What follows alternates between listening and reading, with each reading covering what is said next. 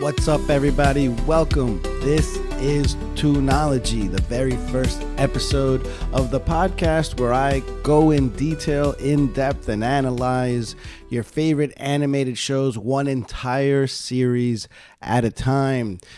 Who am I? I'm your host. I'm Will Bryant, and I'm no famous comic book writer or anything like that. Nah, I'm just a struggling comedian, even more struggling DJ hanging out here in New York City. But like you, I'm a fan. I'm a big fan. I'm a huge fan of all things animated, whether they're from our childhood or just something in the past couple of years.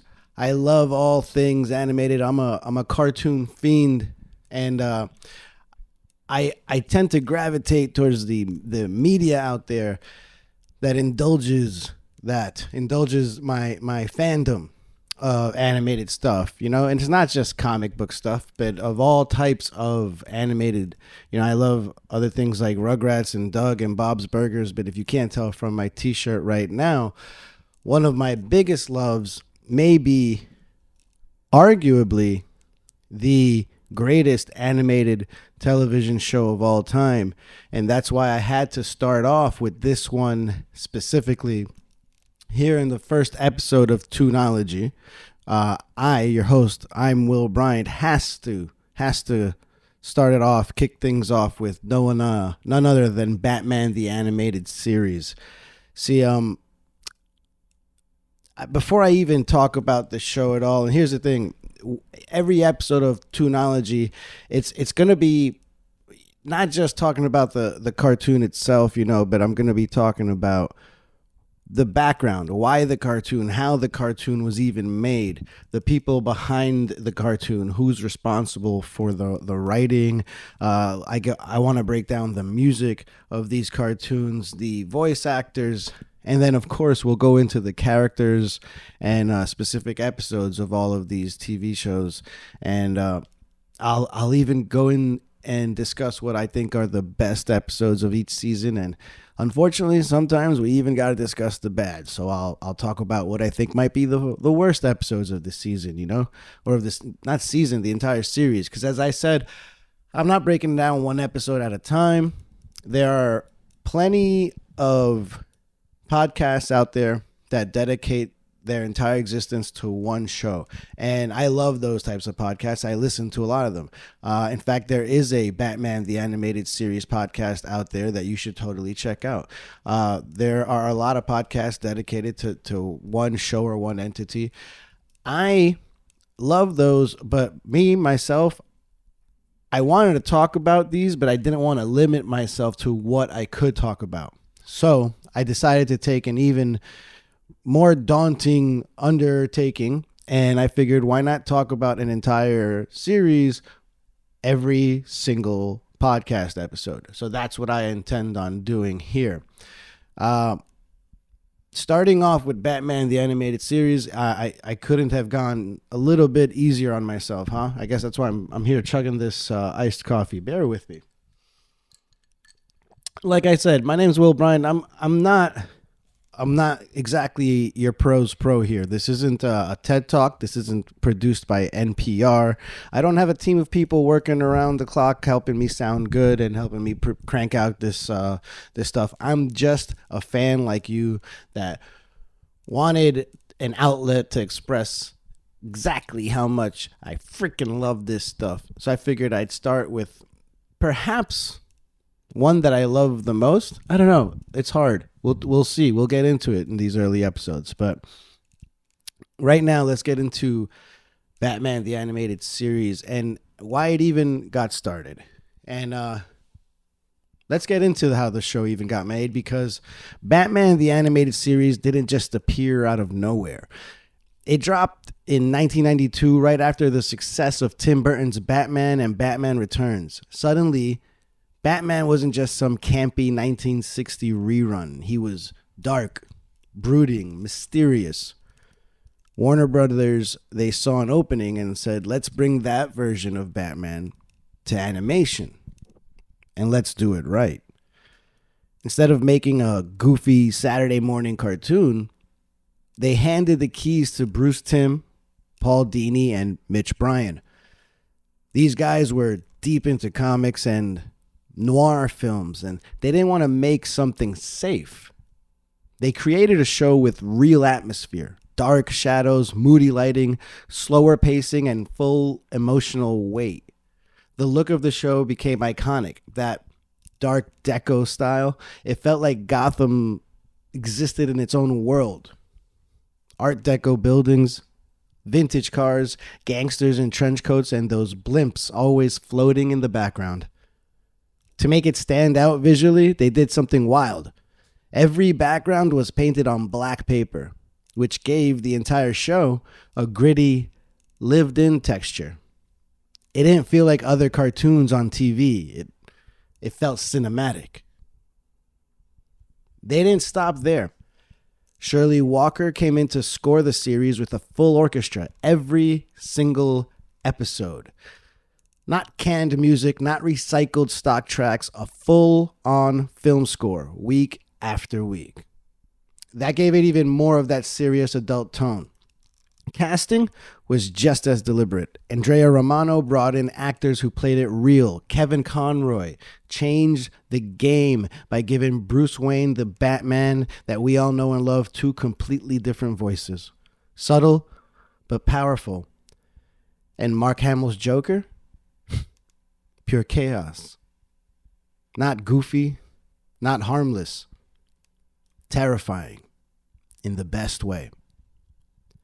The show launched on Fox Kids, airing on weekday afternoons between cartoons that felt way more typical. But Batman the Animated Series was different from the jump. It wasn't loud or zany. It trusted kids to handle mature themes. Episodes explored trauma, guilt, mental illness, and loss. And they didn't always end with a happy resolution. Villains weren't evil just to be evil.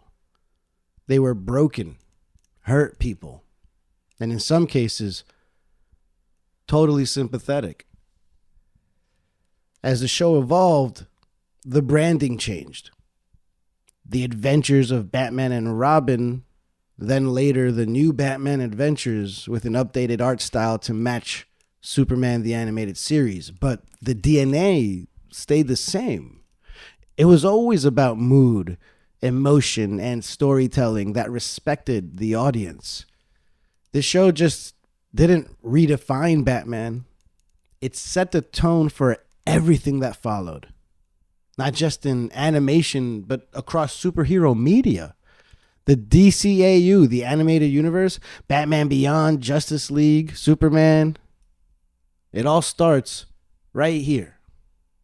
And the way that all superhero media that we consume now, even in live action, a lot of it, most of it, was influenced by this very era of animated shows, of animated superhero shows. And it all really started right here with Batman the Animated Series. See, every episode of Toonology, we're going to break it down into segments, if you will. I need some more iced coffee after that. And I'll always have my little intro, and then I'll start us off like that. A little. I don't know. Was that too dramatic? Did I overdo that? Was that too much? Should I rein it in next time? I thought that, Batman's so brooding. I just wanted to be a little dramatic there, and. So, if you guys think I should rein it back a little bit, let me know. And next time, maybe I'll do so. And if not, if you like it, then it'll be even worse next time. I promise you. So anyways, I'll start us off like that, for every episode. And then we're going to break it down into segments. The first segment's always going to be the talent behind the tunes, behind these cartoons here. I guess what I gave you just before, that's what? The origin story? I don't know. If we're starting anywhere with Batman, the animated series, we would be remiss if we didn't start with Bruce Timm.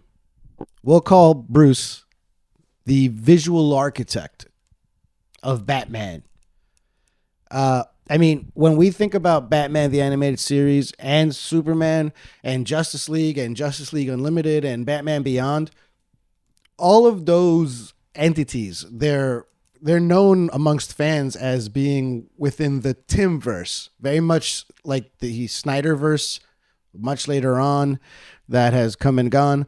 The Timmverse existed way before that. And that's named after the Bruce Timm, Timm. We're calling him the visual architect here. Why? His role, he's the co-creator of Batman the Animated Series, the lead character designer, the producer. Why he's important?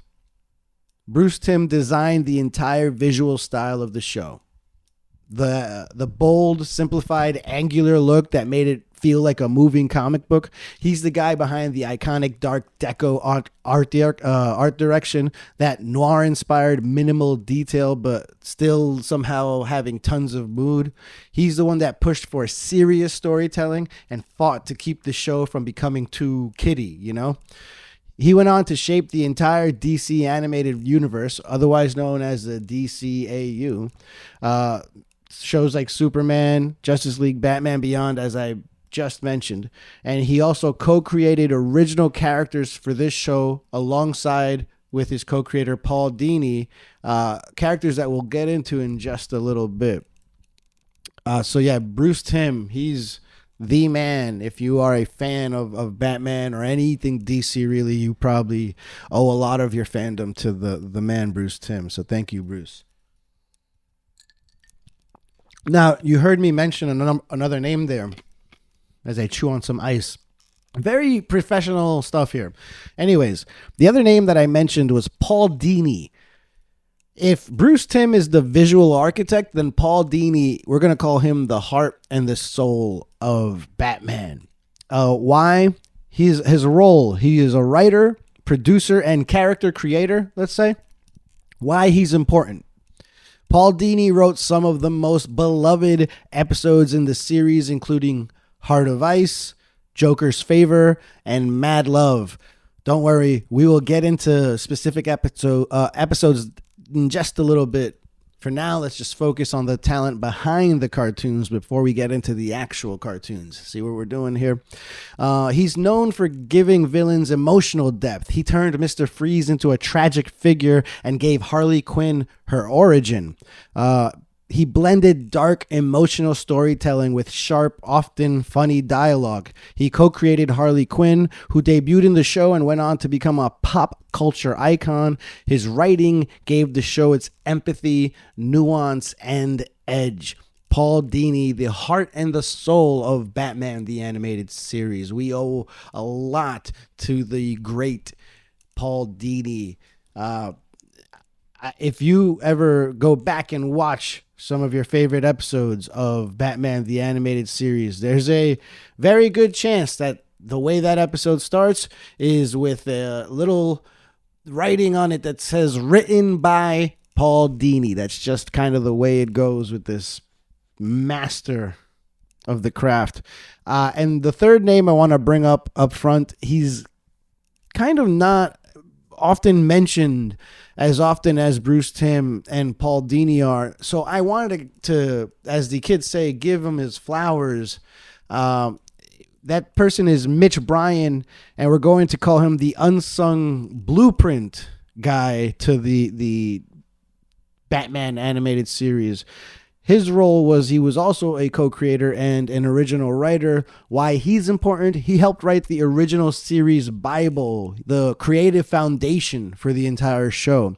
He co-wrote early scripts like On Leather Wings, which is the first episode ever produced. While he left the show early on, his influence is in the core tone and the concept, the more grounded, detective-based Batman. That was kind of his idea, and yeah, I just wanted to give him his due because I feel like far too often it's and you know what, perhaps deservedly so. It's Bruce Timm and Paul Dini getting most of the love, but let's not forget about Mitch Bryan over here, and then before we move on, I have to mention Andrea Romano. I'm calling her the voice whisperer.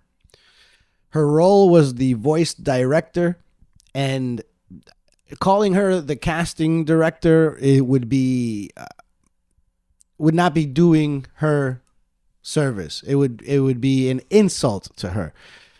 She is voice director and casting genius, Andrea Romano. She handpicked Kevin Conroy to play Batman. Now that alone should put you in the voice casting Hall of Fame, because Kevin Conroy has gone on, God rest his soul, to become the definitive voice of Batman from 1992 and on to this very day.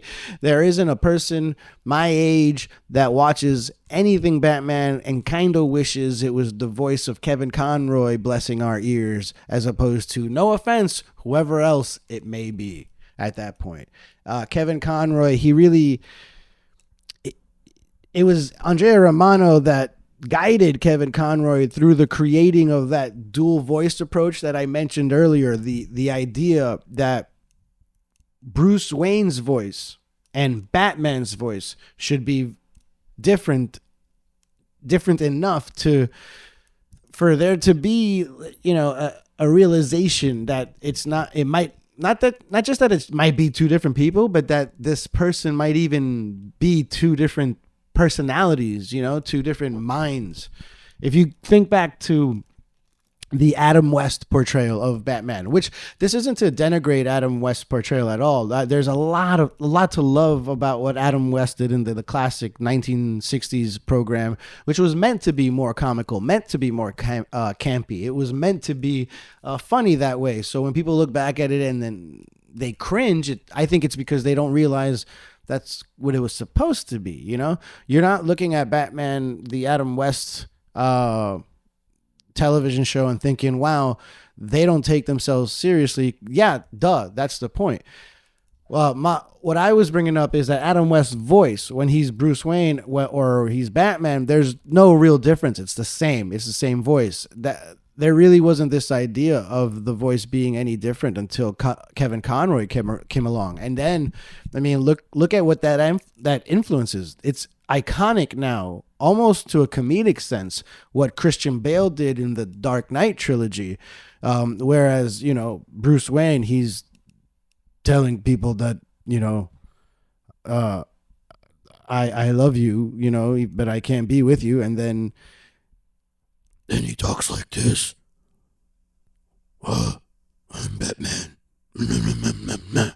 That there's a big difference there. Now, Kevin Conroy didn't go that hard at it. He, used something called subtlety, but he was the originator of that, Kevin Conroy was the one that originated and perhaps even perfected that duality in voice. And it was Andrea Romano that not only picked him to do it, but guided him all along the way to do it as successfully as we all know him to have done in his entire career. Besides the home run grand slam choice of casting Kevin Conroy as Batman, you can put her in the Hall of Fame for that alone, right? Am I right? Well, you know what she followed that up with? She followed that up by picking Mark Hamill to play Joker. Mark Hamill, who at the time everyone just knew as the guy that played Luke Skywalker 20 years ago. At the time. Now, it's like 40 years ago. And also, I guess, in the last three movies. Anyways, Mark Hamill. Who would have thought that Luke Skywalker would make a good Joker in Batman the Animated Series? He helped shape one of the most iconic Joker performances of all time. He pushed for like naturalistic style animation. It's a voice that felt human but not cartoony, and it was still, it was still kind of menacing and playful. Here's the crazy thing. Originally, Mark Hamill was not the first choice for Batman or for Bruce for Joker. or at least he wasn't the first person cast.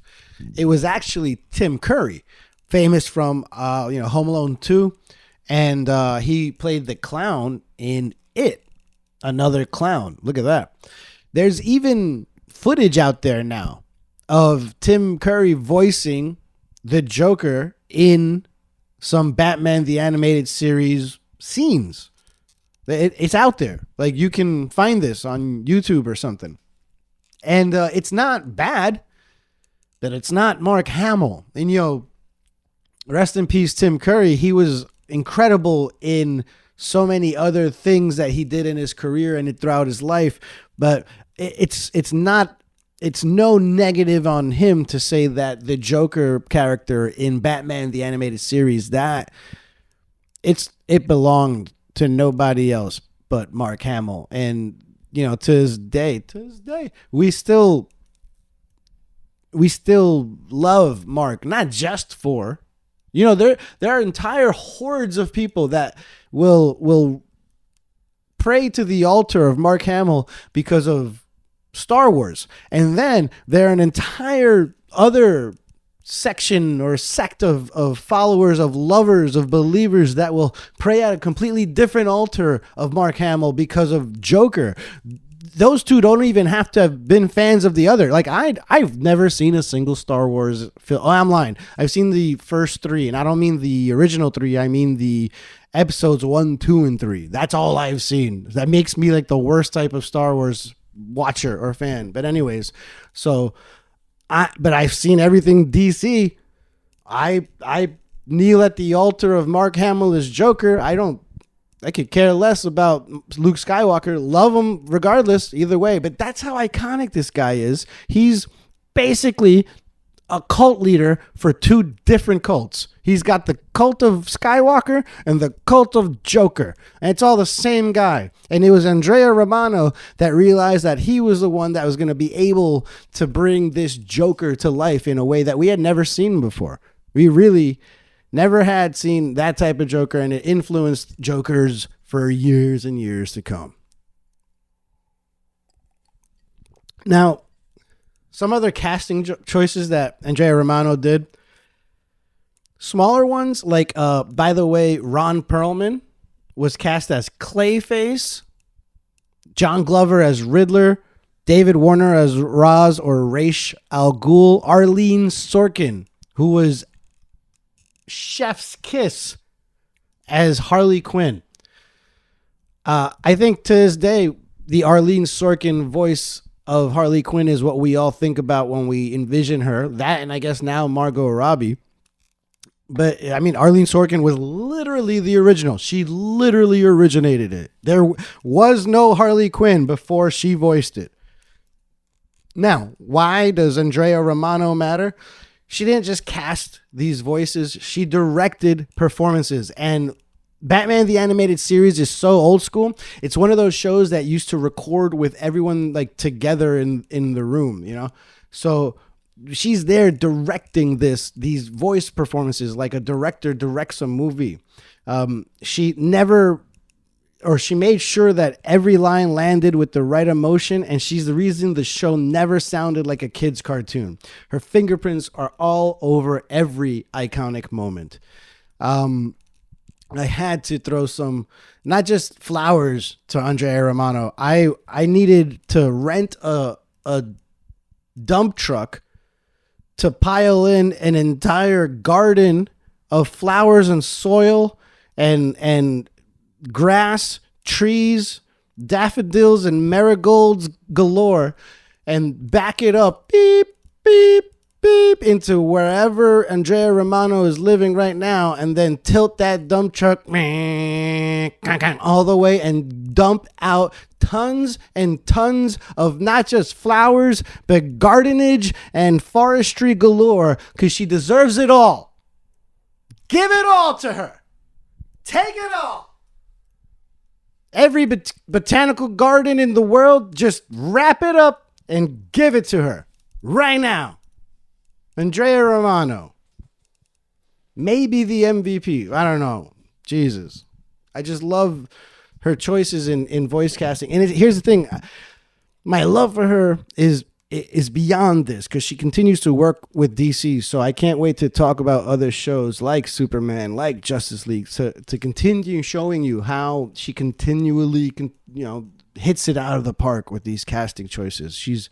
So many characters have their voice portrayals throughout the years have become iconic, and you don't get there unless you're correctly casted and correctly voice directed. And that is all Andrea Romano. Now, very professional ice chewing before we get back to it. I'm going to just quickly go through a couple of smaller people in the background before we get into some of the more fun stuff. And this is just me trying to make sure flowers are properly handed off. Other key behind the scenes people, I wanted to mention quickly Eric Radomski. He's I like to say visual vibes architect. His title was co-developer and art director.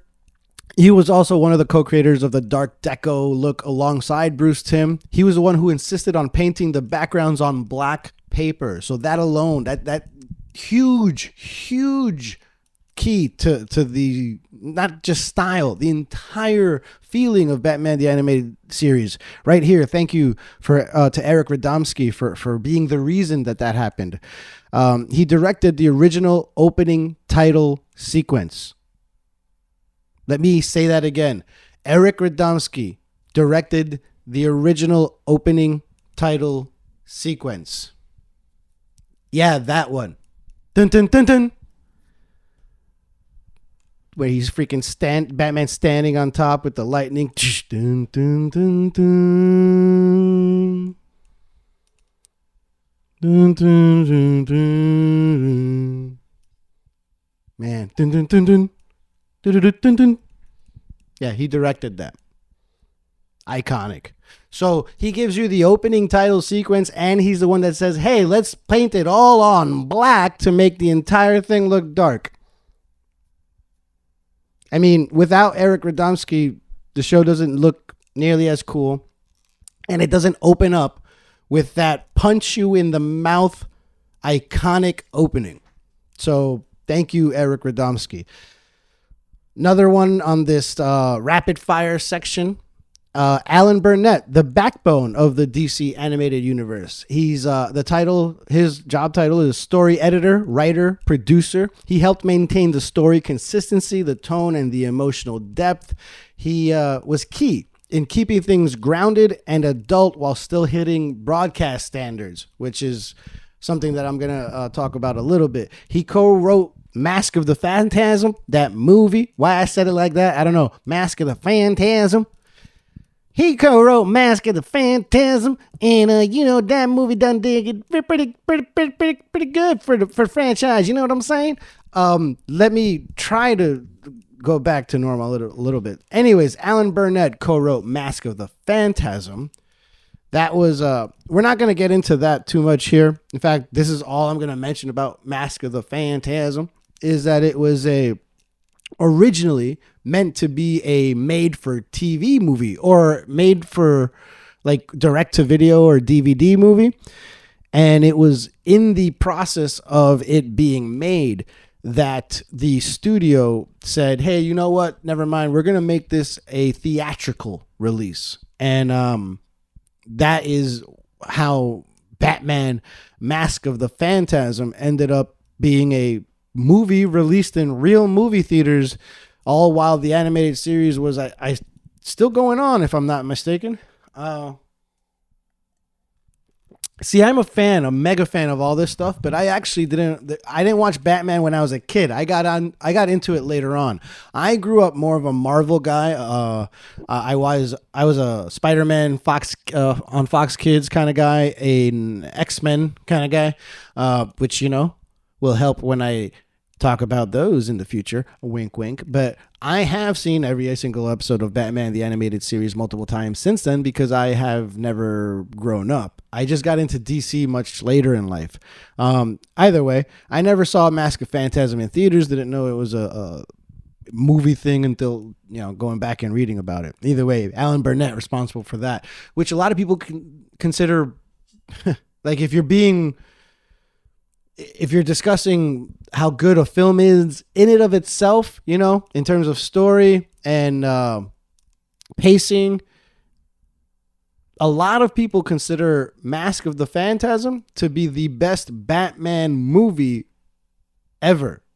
You know, and that, yes, that means The Dark Knight and Batman Begins and, you know, the Batman, whatever you want to call it. There are people out there, I don't know if I'm one of them, but there are definitely people out there that consider Mask of the Phantasm to be the best Batman film of all time, because they'll say it is the best portrayal of Batman in a film, or, you know, the best origin in a way, because it is essentially the origin of Batman. Let's keep going. Let's go to Michael Reeves, prolific writer and story editor, co-wrote tons of episodes, including Feet of Clay, Perchance to Dream, I Am the Night. Known for pushing deeper. I Am the Night is the name of another episode. It's not just me going nuts. You want to get nuts? Let's get nuts. Known for pushing deeper emotional and psychological territory in his scripts, had a real sense for internal conflict, which helped elevate Batman and his villains. Let's talk a little bit about Perchance to Dream, because it's a great episode that I'm not going to mention later on in my top episodes, but it deserves a little bit of a spotlight. That is a Mad Hatter episode. And it's an episode where he essentially makes Batman dream all of his greatest dreams. So his parents are still alive. You know, he's living happy. His parents never died in Crime Alley, the worst named alley in all of the world. And he has to figure out in his dream that he's actually dreaming and not really in that world. Real heart-wrenching episode there. Feet of Clay actually deserves some love too, because I'm not going to talk about, that's not in my top 5 either, but man, Feet of Clay, a 2-part episode with the aforementioned Ron Perlman, perhaps my favorite version of Clayface. I don't know, it's tough because, you know, lately there have been some more comedic takes on Clayface. I believe it's the Basil Karlo Clayface and not the Matt Hagen Clayface that we have in this animated series. Either way, the Clayface story in the animated series is tragic. It's like body horror. It's you know, old Hollywood, and it's you know, it's the story of an actor that was in a horrible accident that used this what's the word, the experimental cream that was pushed on him by like a greedy businessman, Roland Daggett. And the cream was helping his facial, you know, structure that was completely destroyed in a car crash. And it helped him fix his face and land some of the biggest roles of his entire career. But the trick, or the catch, is that the more he used it, the more it would ruin him physically. And eventually he ended up using too much and was actually even force-fed a ton more by Roland Daggett and his associates. And he became this Morpheus glob of brown clay that is the iconic Clayface we know now, with like the orange, the yellow eyes and the yellow teeth. Just incredible portrayal. One of my favorite episodes. I guess not one of my top 5, but still. He even comes back later on a couple of times in an episode called Mudslide, and then later on in season 3, I believe, he has this crazy episode where, at the time, I think it's Tim Drake Robin befriends this little girl, I guess similar age to him, and finds out that the little girl is actually just a piece of Clayface that he's able to like manipulate away from his body, and she's not even a real person. And it was like heartbreaking shit, man. It's like it's kind of nuts, man, the stuff that they did in this TV show. Anyways, I had to talk about Clayface a little bit there. Speaking of Clayface, Feet of Clay Part 2 was written by Frank Parr, another director and action specialist. Actually, he did a lot for the action in Batman the Animated Series. He had a hand in an episode that I will talk about later, I do believe, Two-Face Part 1. and Nothing to Fear, which is the debut of Scarecrow. So that's pretty cool. Known for bringing cinematic pacing and visual storytelling to the action scenes, he had a strong eye for composition, shadows, and character staging. His episodes often feel like mini films. He pushed the animation teams to deliver fluid, atmospheric sequences. He helped to maintain the show's signature slow burn tone, letting moments breathe instead of rushing the action. After Batman the Animated Series, he became a key director on Gargoyles, The Incredible Hulk, Avengers, Earth's Mightiest Heroes, so he knows what he's doing when it comes to these superhero flicks. Why he matters? Well, he was instrumental in translating Bruce Timm's visual designs into actual movement on the screen. He understands how to direct mood-heavy, noir-style scenes while still delivering exciting superhero action. His work is a big reason why Batman the Animated Series feels so cinematic. You know what? Just before that, the last writer that I wanted to talk about, just real quick, just because of the crazy episodes he's written, Randy Rogel.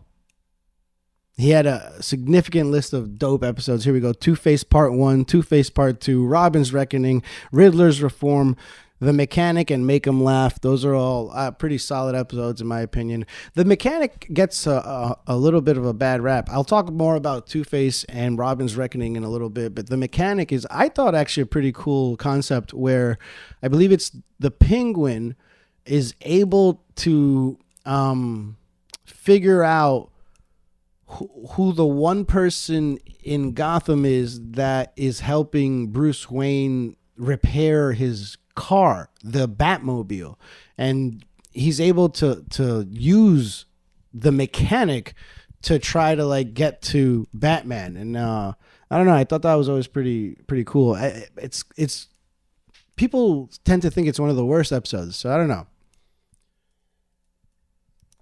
That's what I'm here for. I'm not just here to tell you what are voted the best episodes. I'm going to tell you what I think too, if that's okay. All right. So something else that's super, super important. We talked about the animation, the directing. We talked about the voice acting, the voice casting. Now let's get down to the music. Everybody knows that famous intro. I think if I play it, I'll probably get flagged, right? How long can I do it? Maybe 10 seconds. That, you know what? We probably only need 5 seconds to feel some of that nostalgia, So let's see if I can find a quick little version here.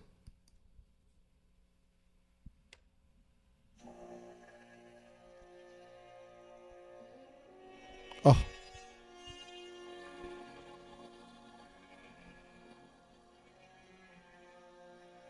Already more than 10 seconds, but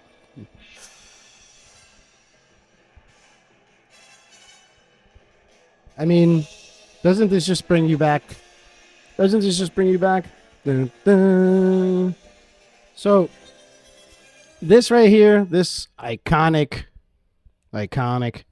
Nowadays people throw around that word iconic like they forgot the definition. Now someone, a TikToker takes a picture with a scarf and 40 people will call it iconic. No.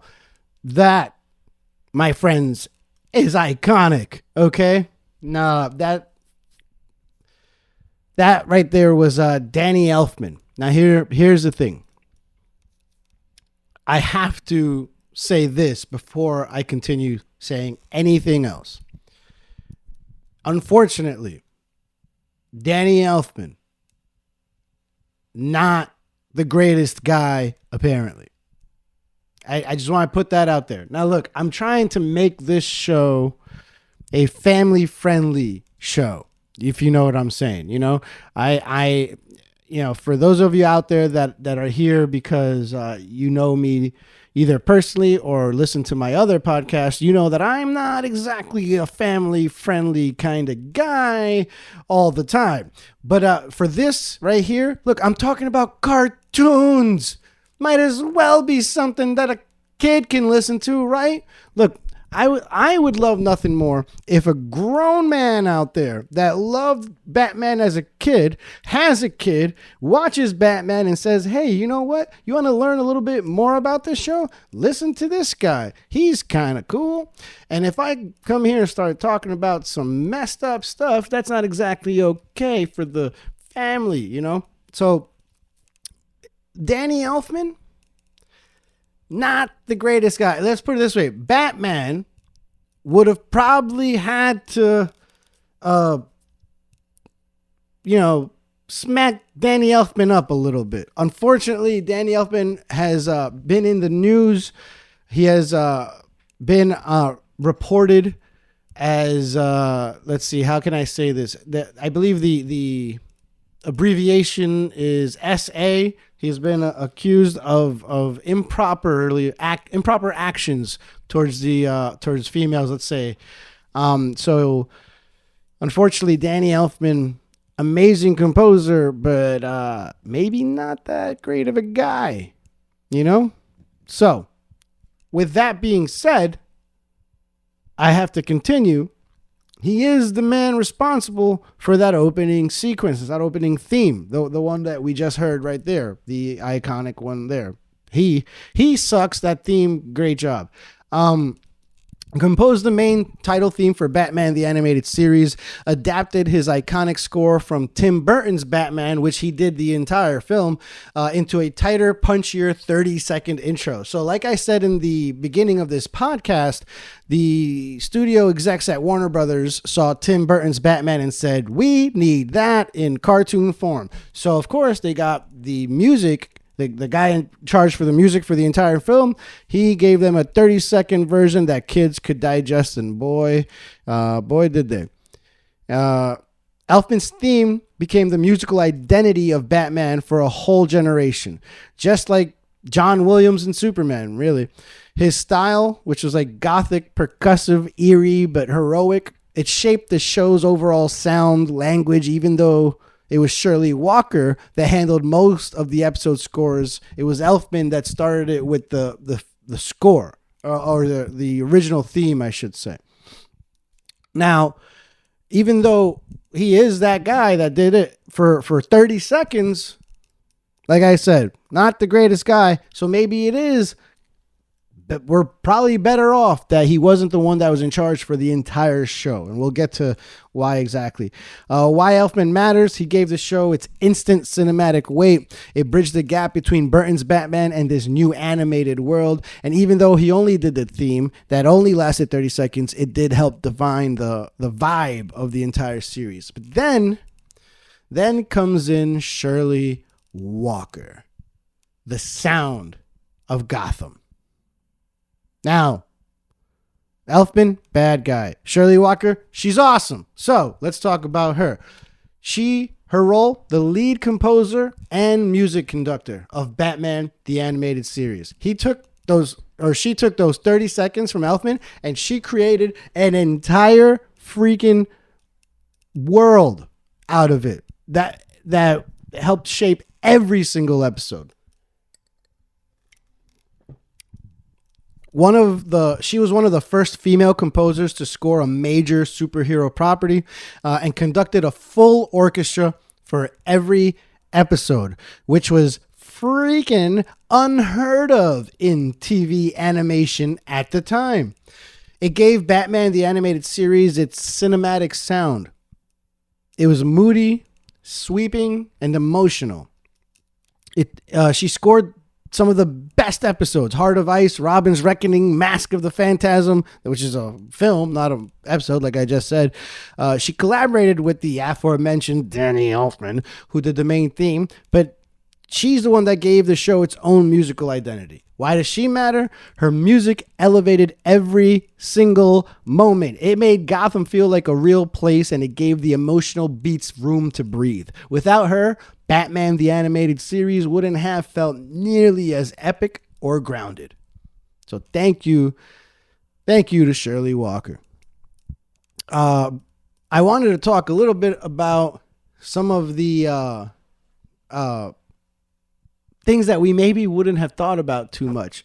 Let's get into a little bit about the censorship and the standards that Batman the Animated Series had to abide by. Fox imposed strict broadcast standards and practices. No saying the word kill or dead, apparently. I feel like I heard that a couple of times, though. So I'm not sure if they were always paying close attention. Guns were allowed, but no bullets shown hitting people. So you're allowed to have a gun. You can't be good with it. That's all. I mean, you know what Batman's superpower is? People say Batman has no superpower. He's just the world's greatest detective. No. Batman's superpower is that bullets don't work against him. You've never seen a bad guy with a gun shoot at Batman and it go directly into Batman. Are you telling me Batman is Neo? He's bullet timing out of the way of every single... No, it's for some reason, it'll be an entire gang of people on the street. And the boss will be like, get him, fellas. And everyone's shooting. It doesn't matter if it's pistols or freaking Tommy guns, machine guns. They're shooting right at Batman. All he has to do is jump to the left or the right, and he dodges 72 bullets. Easy. I was just watching an episode. Actually, I think it was the Feet of Clay. It was a Clayface episode. And it starts off with Lucius Fox meeting who he thinks is Bruce Wayne, but it's actually Clayface pretending to be Bruce Wayne. And stuff goes wrong, blah, blah, blah. And a bunch of gangsters come out with guns and aim it at Lucius Fox. And they start shooting. And Lucius Fox starts running away. And none of the bullets hit Lucius. These 4 or 5, whatever, 3 gangsters they're shooting, they can't hit Lucius Fox at all. One of them looks up, sees a sign hanging from 2 metal strings, and he 2 bullets, bing, bing, shoots each string, and the sign falls, hits Lucius Fox right on top of the head. That guy can't hit a moving 65-year-old portly Lucius Fox with a gun, but he can aim up 90 feet in the air and shoot 2 strings, bing, bing, no problem. Why? Because Fox said no one can get hit with a freaking bullet in Batman the Animated Series. That's why, okay? Guns are allowed, all right? I'm even surprised that bullets were allowed because, as we'll talk about soon, very soon, a certain other show that might get your spidey senses tingling allowed guns, but they had to shoot lasers, not bullets. Here, they said, nah, we're cool with bullets, just can't hit. They just can't hit anybody, which is funny because in the other show, the lasers hit all the time. It just never killed anybody. It was like, what's the point? It just punched the guy then. There was limited blood, apparently. I thought there was supposed to be no blood, and that Mask of the Phantasm took advantage of that since it was a theatrical release and then used blood. But in my notes or my research, although I'm not remembering specifically from watching it, my research is saying that there was limited blood. Maybe they're talking about Mask of the Phantasm, because I thought on the TV show there wasn't allowed to be blood. They could show fists, explosions, and darker themes. It's funny because I'm just going to say Spider-Man. I'm going to talk about Spider-Man very soon. Very soon, okay? Spider-Man, the animated series, there was no bullets. There was guns but no bullets, and you couldn't punch. You could only kick. So you ever noticed Spider-Man would swing in all the time and kick somebody, but he would never just punch a guy in the face. Batman, he gets down like that. He's punching every guy in the face. Even sometimes they don't even deserve it. The mailman rang the door, bang, punched in the face. Why? Because Fox said, that's okay. Can't shoot him. You can shoot at him. You the bullet can't go in him. The fist, that could smack him off the face, no problem. That's fine. they were okay with like, you know, pushing boundaries with the darker themes and stuff like that. It's just, you know, these little silly things like no saying kill, no bullets, whatever. The writers didn't care. They worked around it with clever dialogue and visual storytelling. Episodes like Over the Edge and Perchance to Dream always pushed boundaries like this just a little bit. The tones and the themes that this show used were obviously way more mature than most of these kids shows. It dealt with grief, trauma, mental illness, identity, and loss. Batman isn't just a superhero. He's a detective, a guardian, a tragic figure. It focused on empathy for villains, giving many of them backstories. It grounded the noir heavy but never joyless moments of heart and humor. It played with your heartstrings, and even though this is supposed to be a kid's show, you watch it as an adult and you're like, Jesus, this is heavy. Let's get into some fun stuff. Because I guess for the past 51 minutes, this has not been fun at all. Sorry, guys. No, but by fun, I mean, like, I want to talk about the, like, actual show itself. This has all been background stuff, guys. This has been, because that's what I wanted to do here with Toonology. I didn't want to just talk about the show, like, and my favorite episode. I wanted to talk about why the show even exists in the first place, how it exists, and why it still matters. And so that's what we're getting here in Toonology HQ, in my laboratory, if you will. Now, Batman the Animated Series was so iconic that it actually created characters that didn't exist in the show. The most famous, didn't exist in the comics. Batman the Animated Series, the cartoon, it created characters that were not in the comics previously. And the most famous example of that is Harley Quinn. Harley Quinn did not exist before Batman the Animated Series. It was this kids' television show that said Joker needs a female sidekick, a foil. And they created Harley Quinn. They created her background, her origin, her name, her style, everything. Andrea Romano directed the voice acting. It all came to be right here. Now, other characters that were created for this, some minor villains, Lockdown, who is basically just this overzealous prison like guard that takes it on his own to like start putting away bad guys, but like he's basically police brutality if police brutality were a superhero or just a hero. That's Lockdown. Baby Doll, I think, is kind of an underrated villain that was created for this show. Baby Doll is man, you know what? There was a movie that came out. Is it called Orphan? A movie where like a family adopts this little girl who actually they learn is not a little girl, but is actually an old person that has a disease that doesn't allow her to age. And she's like a psychotic murderer that murders whatever families adopt her or whatever. Baby Doll has this disease where she doesn't, even though she's older in age, she doesn't look older than like 8. She looks like a baby. She was because of this, she was portrayed a child in a TV show. She was like a child actress, even though she wasn't actually or a child.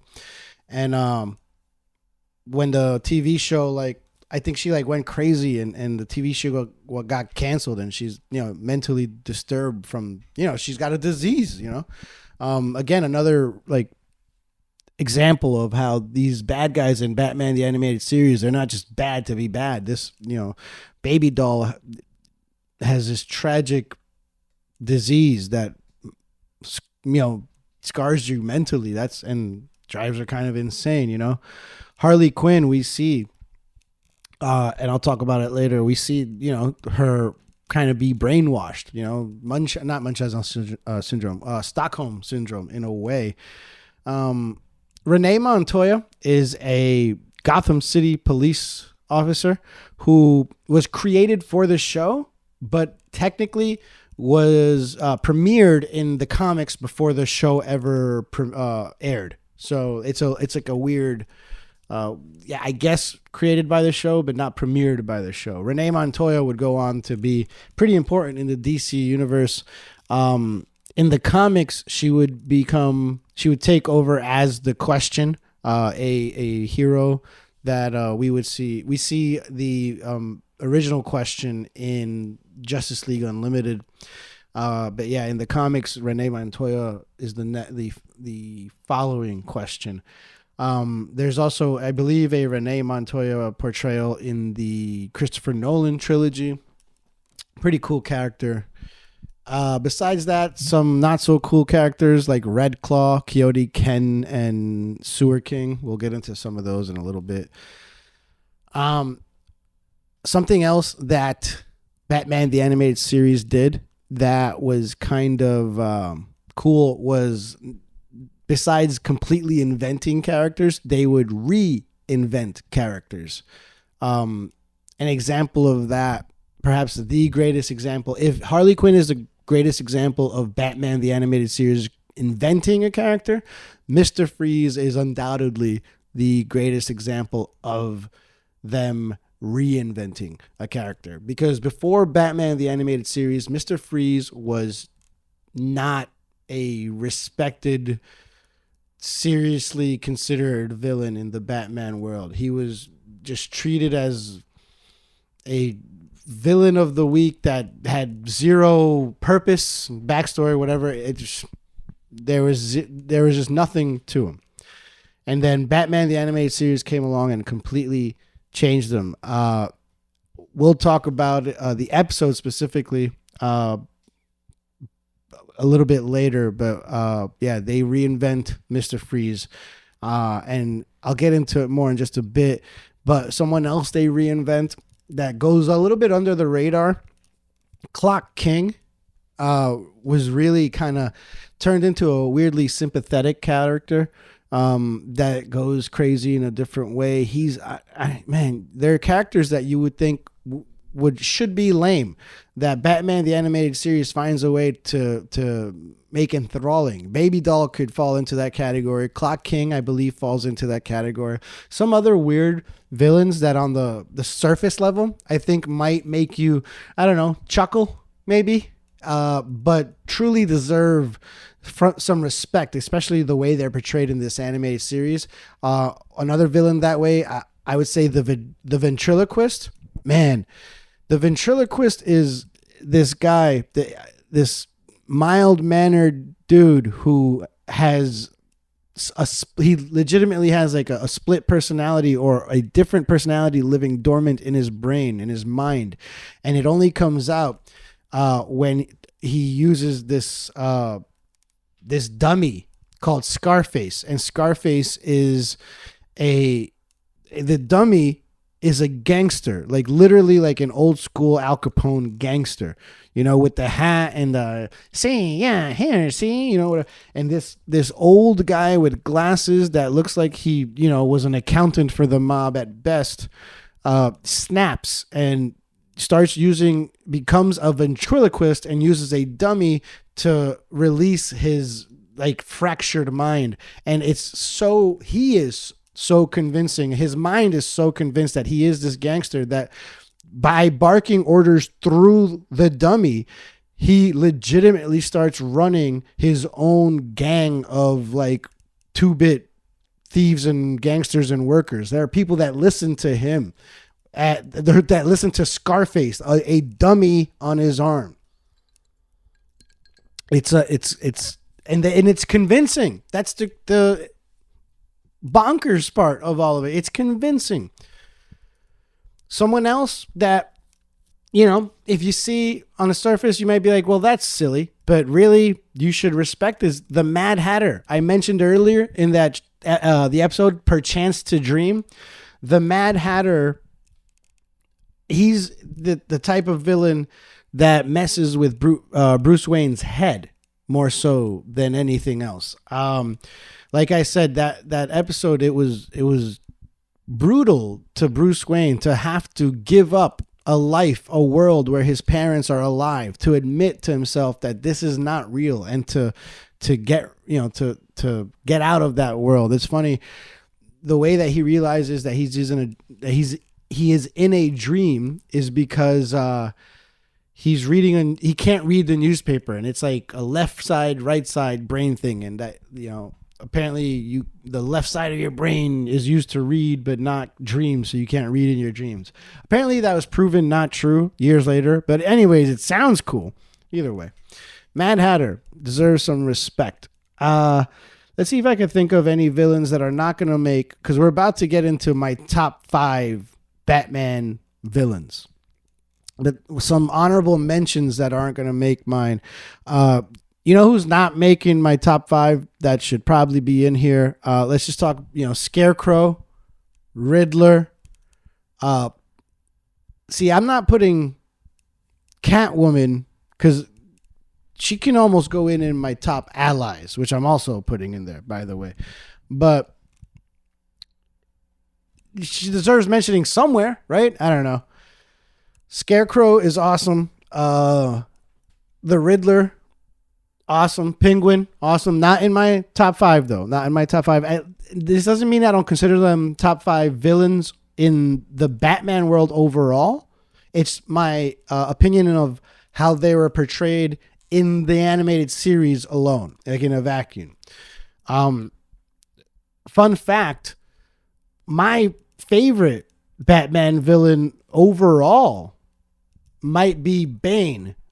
And he's not in my top 5 here in the animated series. And truthfully, I don't even really have to. I'm mentioning him, I guess, honorably. So this is an honorable mention.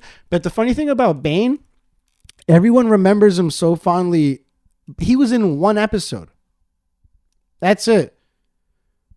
Almost everybody else I remember that we put on this pedestal in the Rogues Gallery of Batman villains, they're in multiple episodes, and we'll get into them. But even ones that are not in my top 5, like Scarecrow, multiple episodes. Penguin, Riddler, multiple episodes. Even Ventriloquist and Mad Hatter, even Baby Doll had more than 1 episode. But Bane, nope, just 1 episode. He does come back years later in a cameo scene in Batman Beyond. Oh, you want me to talk about Batman Beyond on this show? Well, I guess you're just going to have to stick around and find out if I do, huh?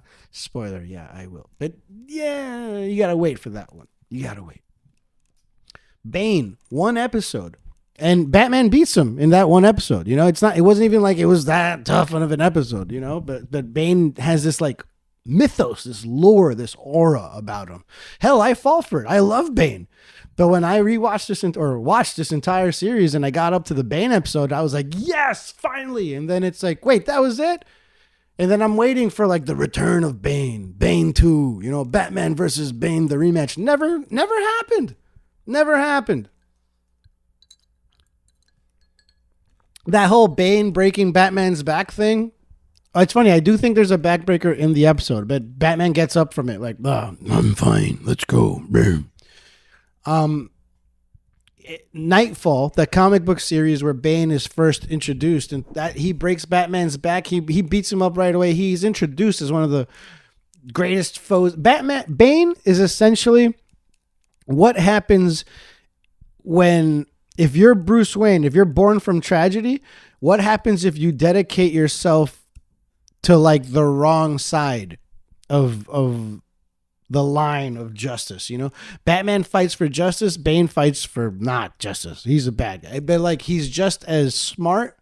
He's stronger. He's faster. He is just as intelligent, at least for sure, strategically, like combat strategy. As far as as I'm concerned, Bane and Batman are basically equal. Mental strength equals, Bane should be the end all be all for Batman, but in Batman the Animated Series, not so much. So I just thought that was something interesting that I could mention. Even though I love Bane, he's, in the series, he's no biggie. I mean, look, someone that I have like a weird affinity for, and it might be because of the Arrow television show. Um, what's his name? Vertigo, Count Vertigo. He's in an episode where he works with Talia al Ghul. That episode was pretty cool too. That Count Vertigo in as many episodes of Batman the Animated Series as Bane. Dude, Red Claw, a lame made up villain, is in more episodes of the animated series than Bane is. But let's get into who I consider my top 5 villains in Batman the Animated Series. At number 5, I'm putting Clayface. And it might come as a surprise to some of you that I'm putting Clayface above huge household names like Scarecrow, Penguin, Riddler, Poison Ivy, I don't know, Bane. But Clayface, I talked about it earlier. The 2-part introduction to Clayface, Feet of Clay, part 1 and 2. The story of Matt Hagen's tragic downfall from a Hollywood actor succumbing to or his tragic car accident that led to the loss of his career, only for it to fight back for it by using this experimental cream that was pushed on him by a corrupt businessman. He didn't want to turn into this monster, it turned him and it broke him. And man, the ending of Feet of Clay, the 2-part episode, it's Batman and Clayface in a television control room, and Batman puts every like a shot of every role that Matt Hagen has played in his career, and it's like messing with Clayface's head, and he's like changing from character to character to character, and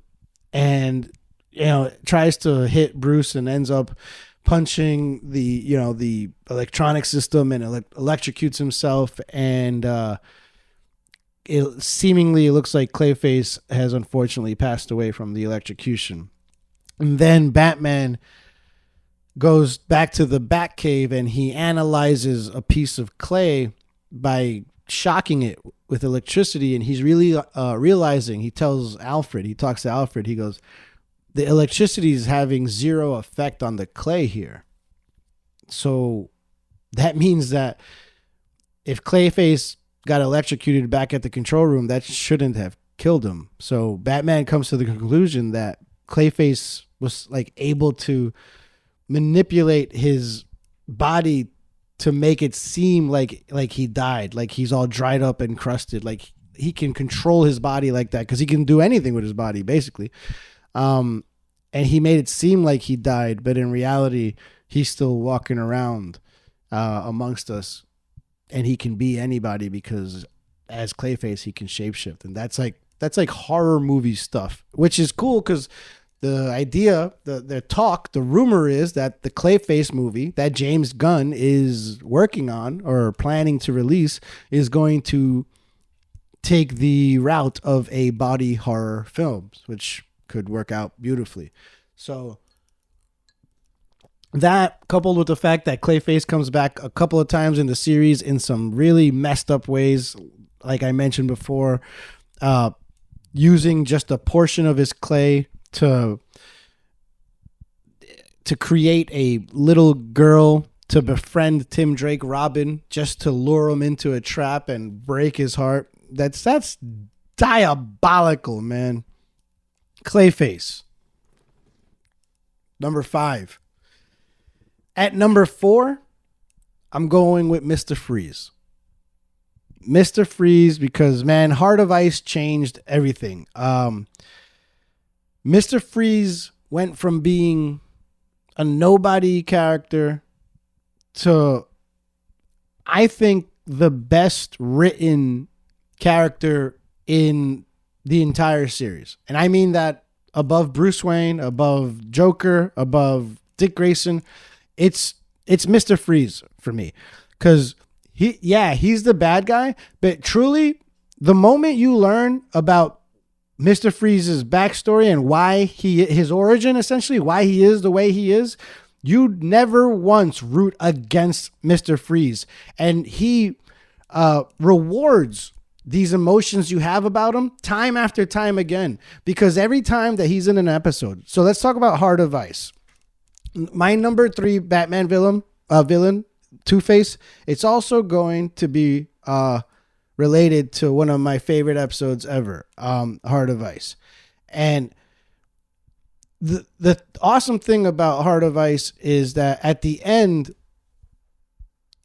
Mr. Freeze doesn't take the easy way out. He always sacrifices of himself as in favor of his wife, the love of his wife, Nora, who is being held like asleep in this like cryogenic tube of water. I don't even know, because she has a undisclosed illness or sickness that Victor Freeze is desperate to cure. But the only way he can cure it is if he lives long enough to find the cure. So he has to freeze himself essentially to live forever, or at least long enough to cure his wife. That's not a villain. He's just going to do anything possible to do it. He has to do some dirty shit to be able to save his wife. And when Batman realizes this position that Victor Freeze is in, instead of just punching and defeating Victor Freeze, he works with him. He decides to help him instead. And there's always a nobility in Victor Freeze that isn't there in any other villain in the entire Batman world, really. And for that, for how intelligent he is, how strong he is, and how actually noble he is, I got to put Mr. Freeze in my top 5. And you know what? That dude just don't die. Because every time you think he's dead, he's another one that actually comes back in Batman Beyond. So he comes back in Batman Beyond as a head. Just a head. Walking around with like tarantula legs. Number 3, I want to talk about Two-Face. Two-Face, I'm putting at number 3 because of what he means to Bruce Wayne. Two-Face is Bruce Wayne's biggest failure. And they explore that beautifully in the 2-part episode Two-Face, where we see Harvey Dent become Two-Face. Bruce Wayne and Harvey Dent were friends. In fact, maybe even best friends. They were boys. And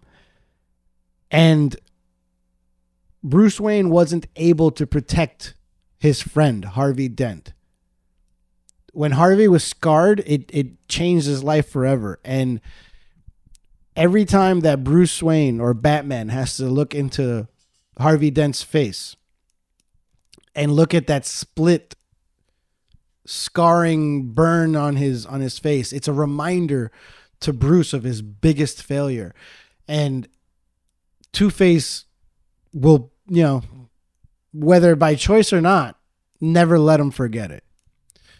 Two-Face is gone forever. And there are episodes in the future where he teases not just us as the viewer, but Bruce and Batman with the possibility of his duality coming into play and there still being a good side to him. But the truth is that Harvey Dent died the day that Two-Face was born. And Bruce, as much as he doesn't want to believe that, he knows that. It's his greatest failure. And Bruce Wayne is 100% the type of person that believes that your successes are temporary and your failures live forever, because you can only enjoy your success until you fail, but you'll never be able to forget about every time you failed. And Two-Face, that's probably his biggest failure ever. Or at least in the animated series. You gotta believe in the comics, besides Two-Face, it's probably the death of Jason Todd. Now, this one might shock you guys a little bit. This one might be a little bit nutty, but as I said before, you want to get nuts? Let's get nuts. Here at number 2, I'm putting Joker.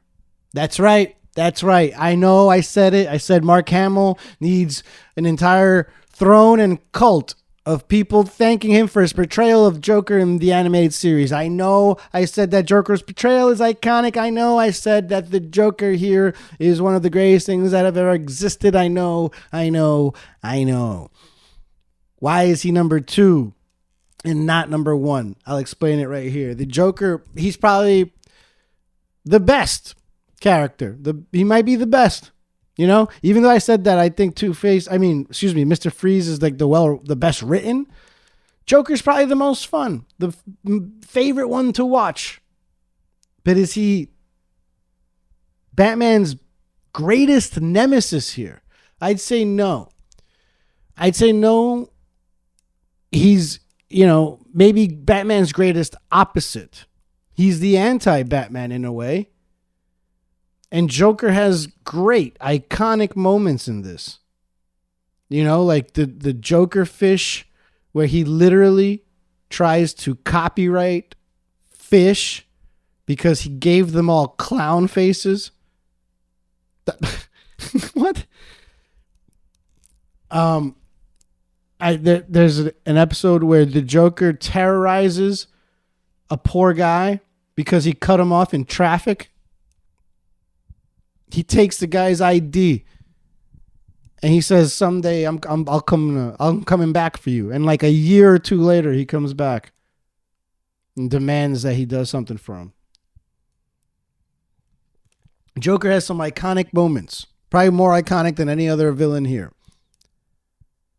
And there's probably no other character better portrayed in terms of voice acting, especially as on the villain side, than Joker is. And he's great. He's awesome. There's nothing negative I can say about Joker. So why is he number 2? Here's why. Because my number 1 is Ra's al Ghul. Ra's al Ghul, perhaps. Either way. Why am I putting Ra's al Ghul number 1? Because in Batman the Animated Series, even though Joker is Batman's most iconic villain, I think it's Ra's al Ghul that is his greatest nemesis. And what do I mean by that? I mean, Ra's al Ghul always posed a larger threat to not just Batman, but to Gotham, and sometimes even the entire world. Ra's al Ghul was more of an equal to Batman, intellectually, strategically. Batman was challenged by Ra's al Ghul. Batman was often fooled by Ra's al Ghul. When it came to Joker, Batman put up with Joker. There's always the question, why does Batman just keep putting Joker in jail and not just like kill him? That's something that is completely, a question for another day, because that's not really, part of the animated series mythos. But Batman wasn't catching Ra's al Ghul and sending him to jail. No, Ra's al Ghul was getting away every time. There was even a time there was an episode where it was all a flashback to Jonah Hex, which I loved. There are some people out there that didn't like the episode because it was essentially a Jonah Hex episode and not a Batman episode. But hey, I'm all here for it.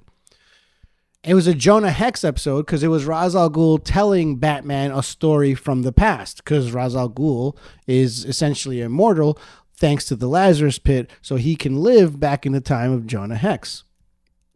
And all the episode was about Ra's al Ghul and his, helper, not Talia, the I think Ubu or whatever, that like mute person that helps him is.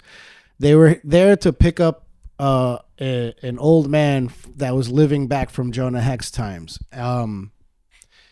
And I think that man was like a fugitive, but he was just being picked up to die. You know, he wasn't going to cause any harm. And Ra's al Ghul is there in front of Batman.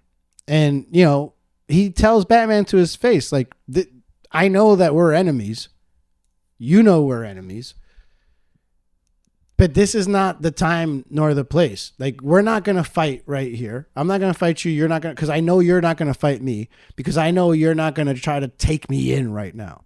This isn't the time nor the place. This isn't about that right now. And Batman's like, yeah, you know, basically, yeah, I know, you're right. And he lets Ra's al Ghul just walk away. Would he ever do that with Joker? No. Doesn't matter what the situation is. To let Joker walk away? No, that's all he does is put Joker away.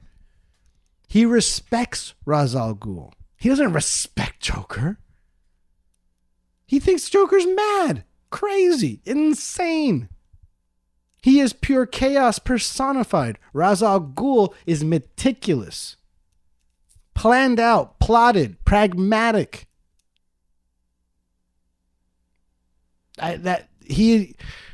His plans. There was an episode where Ra's al Ghul is basically about to die. He's on a horse. Talia al Ghul's on a horse. Ubu's on a horse. And Batman's on a horse. And Batman thinks that he has Ra's al Ghul captive. But Talia turns and points a gun at Batman and says, I'm sorry, but I'll basically always choose my father over you. They push him off the horse. They give him a canteen of water, and a basically corpse of Ra's al Ghul still gets away from Batman because Talia al Ghul always has her dad's back. And Ubu, who normally hates Batman, actually is the one that gives Batman a canteen of water because Batman actually helped Ra's al Ghul in that episode.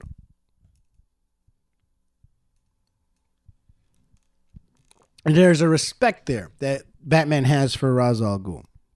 There's a reason Christopher Nolan basically chose him as the first big baddie in his trilogy, played by Liam Neeson for some reason, even though Ra's al Ghul is like definitely like Middle Eastern, you know, or something, maybe Asian.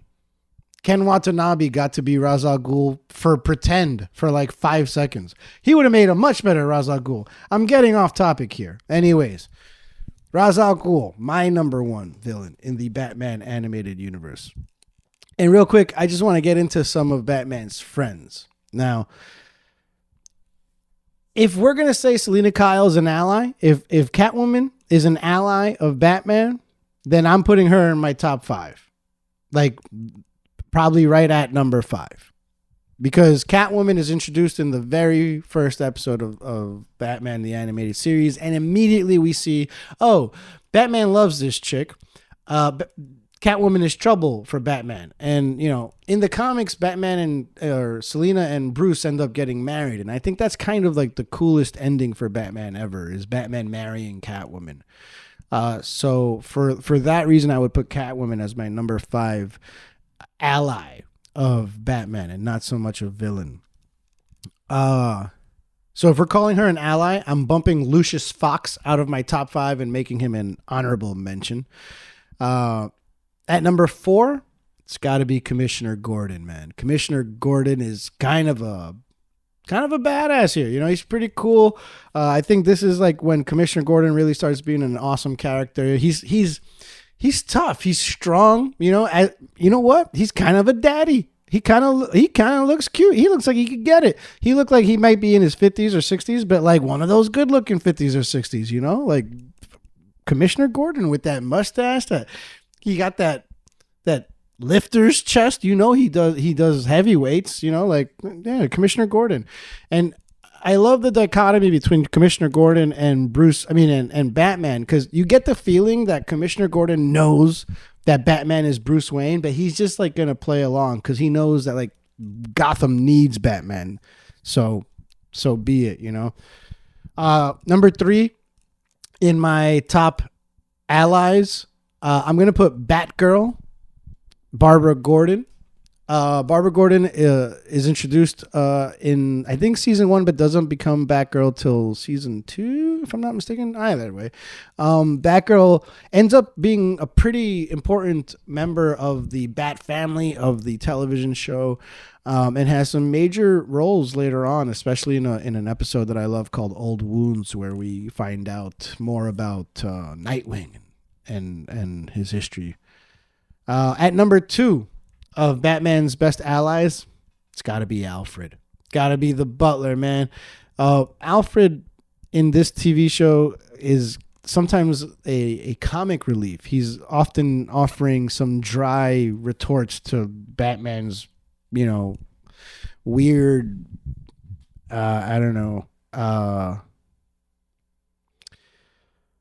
examinations of evidence, or, eureka moments when finding, because Batman will come home and be like, Alfred, I found 2 different types of bat fur. Do you know what that means? Like, that's not a normal question that a butler is posed, And Alfred's never he never reacts like, sir, why are you asking me such preposterous questions? No, he always just comes back like, because it was buy one, get one free day at the pet store, Master Bruce. And Bruce, just zero comedic bones in his body, is always like, no, it means that Langstroms are evolving. And it's like, well, great. The joke just went right over your head. But, for that and all the more reasons, Alfred is a real one at number 2. And number 1, was there ever any question? Who's Batman's best ally? Robin.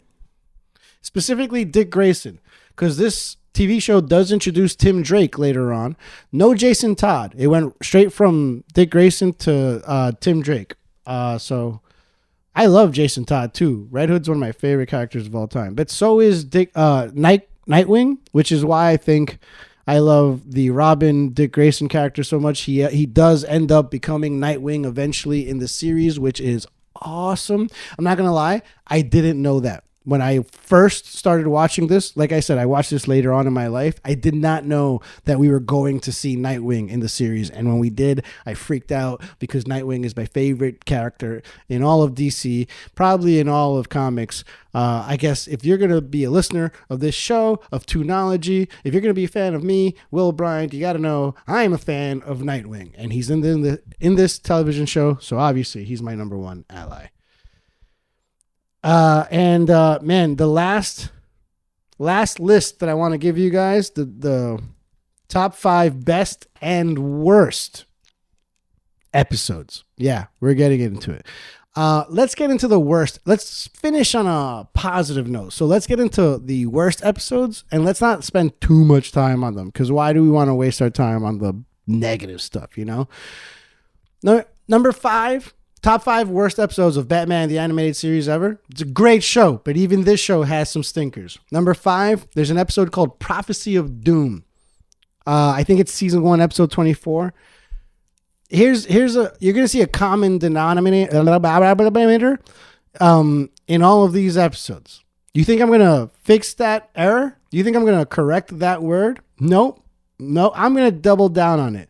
There's a common denominator in every one of these episodes, I believe. And that common denominator is that the villains suck. That's usually what it is. Prophecy of Doom, we have a villain named Nostramos.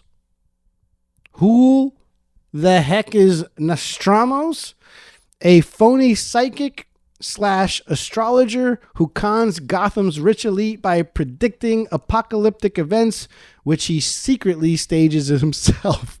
So basically, he's Cleo, Do you remember? Call me now. I tell you your future. That's Nostramos, except then he'll predict a bad future and then make the bad future actually happen. He dressed like Xena the warrior princess, and I think his real name was Carl Fowler, a failed actor who reinvented himself as a cult leader. I mean, whatever. Number 4 worst episode in Batman the Animated Series. The Underdwellers. Who's the bad guy in this? Someone named the Sewer King. I don't know who the hell that is. You know, when I first saw the episode, I got a little excited because I thought it was the Rat King. And I know a little bit about the Rat King. Because, I mean, the Suicide Squad with James Gunn, there was a female version of the Rat King, or Rat Catcher, I guess is what it was. I'm confusing it. Rat Catcher. She was Rat Catcher too, I believe the daughter of the original Rat Catcher. And I've seen Rat Catcher 1 in an anime, actually, of the Suicide Squad called called Suicide Squad Isekai, I believe, on HBO Max, which we might get into a long time from now because we got a lot to do before that. But still, I thought, oh, is this Ratcatcher? No. Even though he's in the sewers, even though there are rats, no Ratcatcher. It's Sewer King, who kidnaps kids. I'm sorry, I don't know why though. I'm also I don't really like when there's kids in that playing a major part in television in an episode, you know, which I think is about to come up even more. Even as a kid, I didn't want to see kids in the show.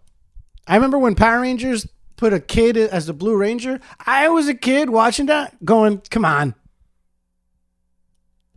Even I don't want that. So Sewer King. Real name, I don't know, never given. Season 1, episode 27, I believe. And Sewer King, I believe, invented just for the show. So unlike Harley Quinn, we could have done without this one, I think. You know? Didn't need it. Number 3 worst episode. Night of the Ninja. By the way, just the name. Just the name. Night of the Ninja. That sounds like it's a typical name for a kid's thing that a writer thinks a kid will think is cool. You know, like night of the vampire, night of the zombies, night of and insert bad guy here, you know, like night of the motorcycle gang. This is Night of the Ninja, starring who? Kyodai Ken, another original character we didn't need. Bruce Wayne's rival from his training days in Japan. Doesn't appear in the comics. You know, I think Bruce Wayne is trained by, was it Lady Shiva? Or did he at least know Lady Shiva back in his early days? They could have done something with Lady Shiva, you know, maybe bring in a bronze tiger. No, they did Kyodai Ken. Thanks. Swing and a miss. Number 2. Worst episode ever. There's an episode called I've Got Batman in My Basement where Batman gets hurt or sick or has some type of toxin, you know, whatever. And he literally has to hide out in a kid's basement. And then the rest of the episode is the kids trying to save the day. Now, if I don't want kids in my superhero television shows, I sure as hell don't want kids replacing the superheroes in my superhero television shows. And for that, I've Got Batman in My Basement is my number 2 worst Batman television show or episode, worst episode of all time. Number one, and maybe just influenced by my hatred of all things, I don't know, finance bro-y or whatever. But The Terrible Trio is an episode that involves these 3 trust fund, you know, just white privileged looking frat boy kids or teenagers that talk about hunting lions and big game and talk about not being nice to the help, that make fun of Bruce Wayne for being nice to the help. They wear these masks and adopt the like masks of animals, and they call themselves like fox, vulture, and wolf, I think. And they just go around robbing people and committing crimes for fun because they're bored because they're so rich. The only thing I hate more than a rich trust fund nepo baby in real life is a rich trust fund nepo baby in my Batman cartoon. So that's why that's the number one worst episode. Now let's get to the fun stuff. My 5 favorite episodes of Batman the Animated Series. I talked about it already. Two-Face Part 1 and 2 is coming in at number 5 because it represents Batman's greatest failure and why he is motivated to be the Batman, the Dark Knight that we all know and love. So I'm not going to go into that one too much. Number 4, it's actually the last episode, at least it's the last episode in the HBO Max streaming order. So, I've looked it up, and I think it is the last episode that aired in the premiere order of the anime series, and it's called Mad Love. And Mad Love is actually the Harley Quinn origin story. They chose that to be the series finale in a way. It is in it we see Dr. Harleen Quinzel slowly get brainwashed by Joker, and in my opinion, it's the greatest portrayal of, or greatest explanation and portrayal of someone as intelligent as Harleen Quinzel succumbing to the mental manipulation that is Joker. A lot in the Margot Robbie portrayals, we never really see how this intelligent, genius level intellect kind of woman, this psychiatrist, she's a smart psychiatrist. How does she fall for Joker's lines, for her words? It's always kind of explained in like in a montage or whatever. Well, Mad Love in the animated series, it's the best version. It's the best explanation. It's the best origin for Harley. And I mean, there's even a part where Harley Quinn essentially beats Batman. She's got him dead to rights. And the only reason she doesn't, pull the proverbial trigger, the only reason she doesn't end Batman is because she's got to wait for Joker. She's got to wait for him. What's the point of it? As far as she's concerned, what's the point of killing Batman if her love is not there to see it? And then when Joker gets there, he gets angry at her because she's the one that's doing it and not him. And in true toxic nature, Joker takes his anger out on her and nearly kills her instead of being happy like she wanted. It's tragic. It's heartbreaking. It's why Harley is such an awesome character and has become so iconic in the comic book world and in media. And I think Mad Love is the greatest reason for that. Another poignant episode I want to talk about, the number 3 greatest episode, in my opinion, Beware the Gray Ghost, is, man, Gray Ghost is an original character, and what Gray Ghost is Bruce Wayne, when he was a kid, his favorite television show was The Gray Ghost. The Gray Ghost, it's kind of like, I don't know, think of like the Green Hornet or Zorro, this old school show where it's this guy that's like stopping crimes with like no superpowers, but this is like that era's hero, very similar to Batman, I guess. And there's someone out in Gotham that's, I think, a mad bomber that is bombing places, and somehow it's all related to episodes of the old television show The Gray Ghost. So Batman finds the actor that used to portray the Gray Ghost and asks him for his help in trying to figure out and stop this bomb spree. Now the actor that voices, or the voice actor that is the Gray Ghost, it's none other than Adam West, the original Batman in the 1966 series, or 69, whenever that was. I think it's 66.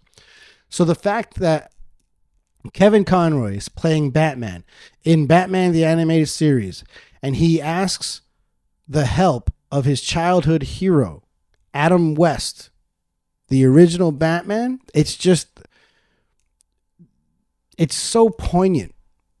It's just beautiful, really. It's the emotion of the animated series at its best, It's an homage, one of the greatest homages I think I've ever seen, because man, they really give Adam West his flowers. There's a scene at the end of the episode where Adam West, the gray ghost, he's like, I'm an actor, how the hell am I going to help you, and kind of doesn't think he can. And of course, by the end of the episode, not only can he help, but he does in fantastic fashion.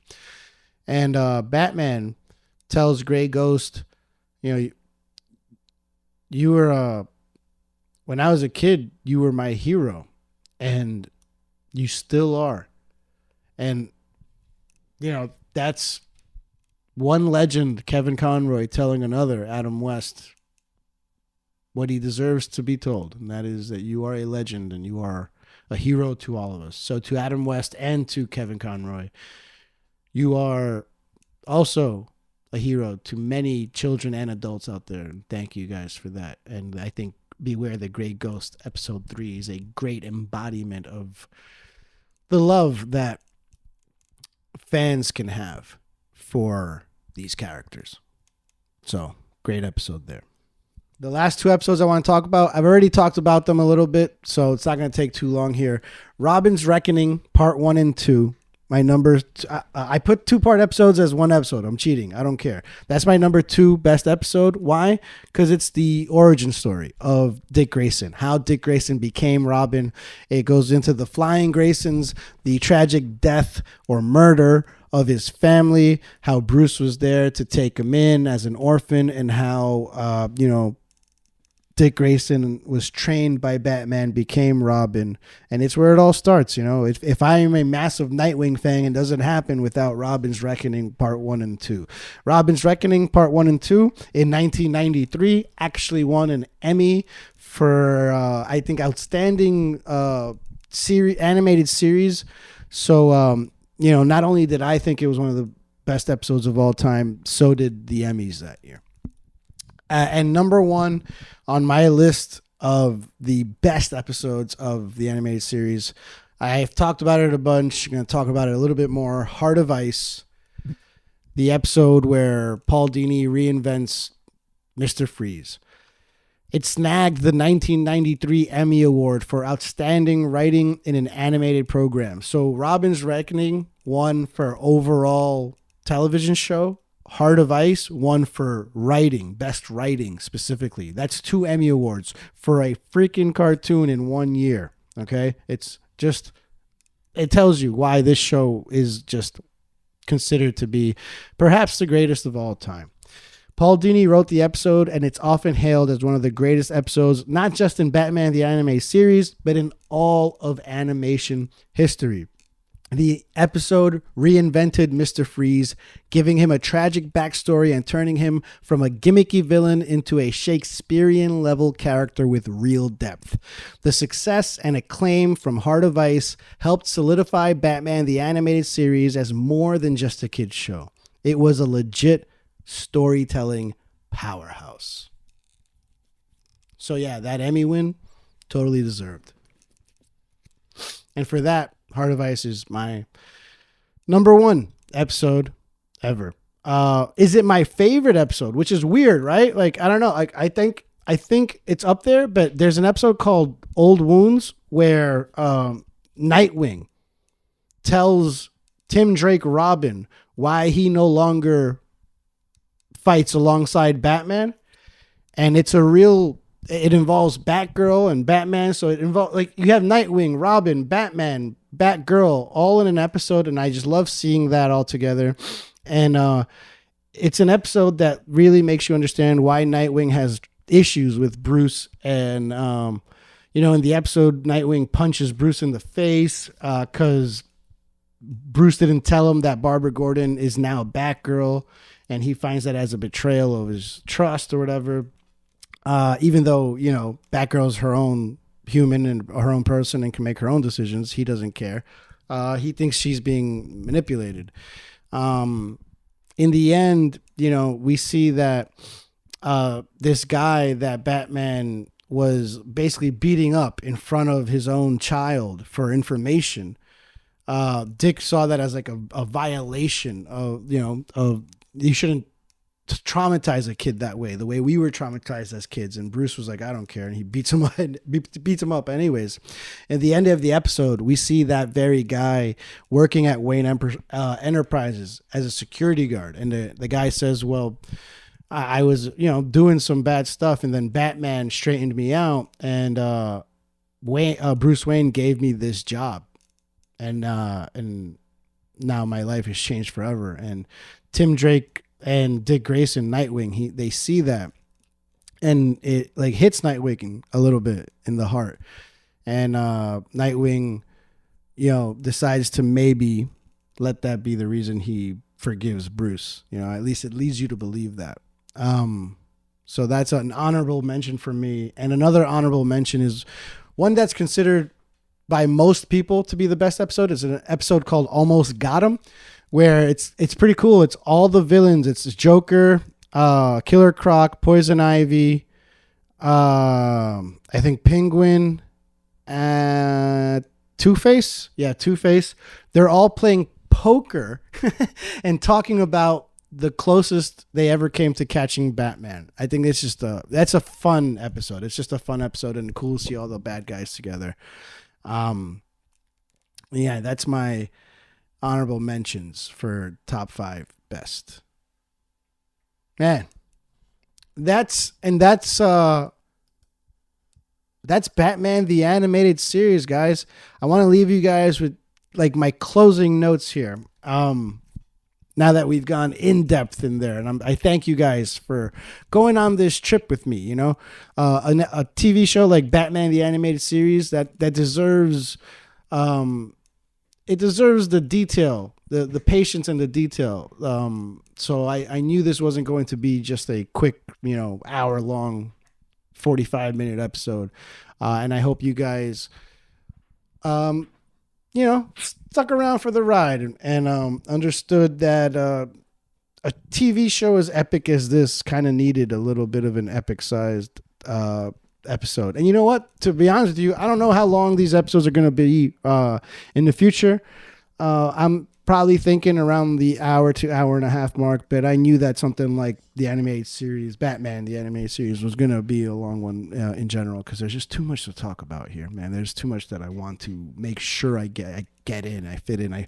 It's like I thought twice about starting with Batman, the animated series, because I thought it was such a daunting task. Like, maybe I should save it for later on, like months from now, when I get my sea legs under me, where I might figure out the flow to this a little bit better, where I might, feel more comfortable. But I was nervous to start first with this, but I thought to myself, you know what? I'm going to be more annoyed that I started with anything else but this, because when I go back through my history of episodes, I only want one thing to be first, to start it all. And that's this. It's Batman, the Animated Series, because I truly believe it is.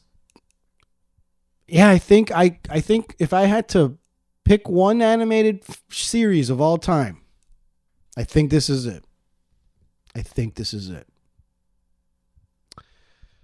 The impact that it had, I mean, much in the way that Romeo and Juliet affected every love story from that moment on for the history, for the rest of time. Batman the Animated Series did that for every other animated comic book show that's come out since then. There's nothing on TV right now that is derived from DC or Marvel or other, I forgot what Invincible and what comics make those, but whether it's Invincible, whether it's the What If series, whether it's the new Batman shows on Amazon Prime, it doesn't matter. Any animated comic book movie or TV show wouldn't exist in the way it does if it weren't for Bruce Timm, Paul Dini, and the Batman animated series. It has left its fingerprint on everything that basically defines media and entertainment. If we think that all of entertainment is almost monopolized by superhero movies, well, this is it right here. This is why. It's because as kids, this television show was the end-all be-all for a lot of people out there that are now of the age where we spend money. We are the consumer now. We go out and buy the movie tickets. We go out and buy the comic books and the toys and the shirts and the video games. We, the 20, I'm 37, to the 40-year-old, whatever. It's us. It's because this show left such an imprint on people's minds that as adults, now that we can afford stuff, we don't want to buy cars. We want to buy comic book stuff. We're just big kids. And this is the show where you can be a kid again. You know? So that's why I wanted to start with this Batman the Animated Series. There's no other place I could have started. So to Bruce Timm, to Paul Dini, to Andrea Romano, to Shirley Walker, to Kevin Conroy, to Mark Hamill, and to all of my lab rats out there listening to this. I just want to thank you guys all for tuning in, for giving us something we love, and for letting us be here to talk about it and reminisce about it. This has been Toonology, the study of all things cartoons, where every week we're going to do exactly what we did right here. We're going to go, well, not every week. I think we're just, for now, it's going to be twice a month, guys. Bear with me because I'm only one man. And I do have another podcast that you can listen to also twice a month. I'm Will Bryant. But for now, tune in to Toonology. Make sure to follow Toonology on all platforms. It's Toonology HQ, as in headquarters. So Toonology HQ on Instagram, on TikTok, on X. I'll probably maybe start a Twitch and do some watch-alongs or something down the road. But Toonology HQ, remember, it's Toonology HQ, your headquarters for this laboratory that I'm going to be studying an animated series every friggin' episode. And I'm going to do it all over again in 2 weeks, guys. And I alluded to it before. See, I've got my action figure right here. Guys, don't miss out next time on Toonology when I break down Spider-Man, the animated series. Until then, I'm your lead scientist here. I'm Will Bryant. You can follow me on all platforms. 3 words. I'm Will Bryant. Bryant. Like Kobe. Other than that, be sure to keep tuning in to those cartoons and tune in next time here on Toonology. Peace. Bye.